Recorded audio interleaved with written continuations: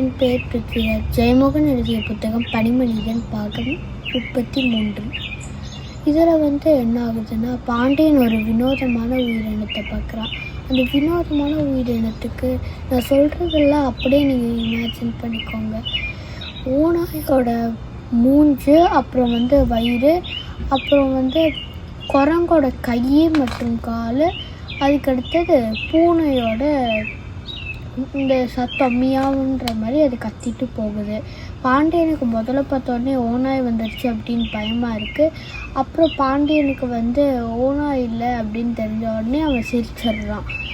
அப்புறம் இப்படி தான் பாண்டியன் முதல்ல பரிணாமம் அடையும். நான் உடையால் போட்டிருக்கேன்.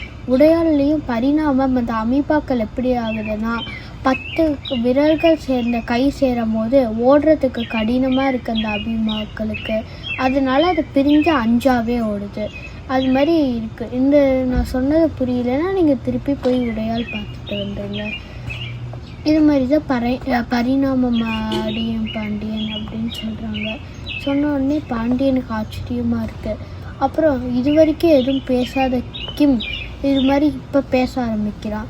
டாக்டர், எங்களோட புத்த மடாலயத்தில் நாங்கள் இது மாதிரி நிறைய உயிரினத்தை ஓவியங்களாக பார்த்துருக்கோம். அப்புறம் அது மட்டும் இல்லை, புத்தர்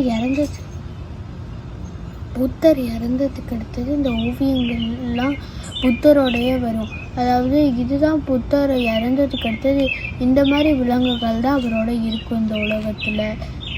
புத்தர் இறந்ததுக்கு அடுத்ததுன்னா, புத்தர் இறந்துட்டார், அவரோட அடுத்த வருஷம்தான் மைத்ரேயர் அப்படின்றவர் அவர் திருப்பி பிறப்பார் அப்படின்னு கிம் சொல்கிறான்.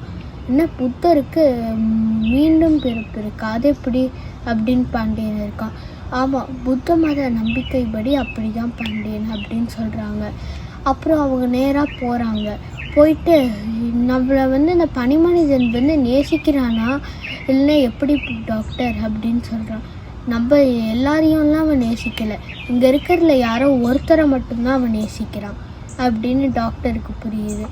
அப்போ அது சொல்லிகிட்டு இருக்கும் போதே அவங்க பனிமனிதனை கண்ணால் பார்க்குறாங்க. பாண்டியனுக்கும் புரிஞ்சுருது அது பனிமனிதர்கள் தான். அப்புறம் ஒரு பனிமனிதன் அவங்க முன்னாடி தயங்காமல் வரான். அப்புறம் பின்னாடி இருந்து அப்படியே கூட்டமாக பனிமனிதர்கள் வராங்க. அது வந்த உடனே டாக்டர் தெரிஞ்சிருச்சு, இவன் நம்மளை திட்டம் போட்டு இங்கே கூப்பிட்டு வரவழைச்சு அப்புறம் நம்மளை இங்கே கொல்ல போகிறான், நம்ம மாட்டிக்கிட்டோம் டாக்டர் அப்படின்னு சொல்கிறான். அப்புறம் பாண்டியன் புத்திசாலியாக நடிக்கிறேன்ற மாதிரி பாக்கெட்டில் இருந்து கன் எடுத்துடுறான்.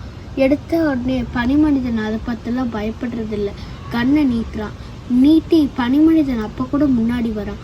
அப்புறம் ஒரு அமுத்துறான், ஆனால் கன் விலகிடுது. இப்படின்னு சுட போகும்போது இப்படின்னு கை நகருது.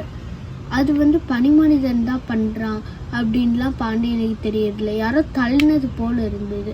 திருப்பி கண்ணை கரெக்டாக பாயிண்ட் பண்ணிவிட்டு அப்புறம் அதை அழுத்த பார்க்குறான். ஆனால் அவன் கையை அசைக்க முடியலன்னு உடனே பனிமனிதன் நம்ம மைண்டை வச்சே நம்ம கையை கண்ட்ரோல் பண்ணுறான் அப்படின்றத பாண்டியன் நல்லா புரிஞ்சுக்கிறான். புரிஞ்ச உடனே பனிமனிதனோட பாதத்தடங்களை பார்க்குறான். அப்போ பனிமனிதன் குரங்குன்னு தான் முதல்ல அவங்க நினச்சிட்டு இருந்தாங்க. ஆனால் அவன் குரங்கு இல்லை, காலும் கைகளும் மட்டும்தான் குரங்கு மாதிரி வளைந்து இருக்கு. ஏன்னா அது மரத்தில் வாழ்கிறதுனால, மற்றபடி அவன் குரங்கே இல்லை அப்படின்னு பாண்டியன் புரிஞ்சுக்கிறான். இதை விட இந்த சாப்டர் முடியுது.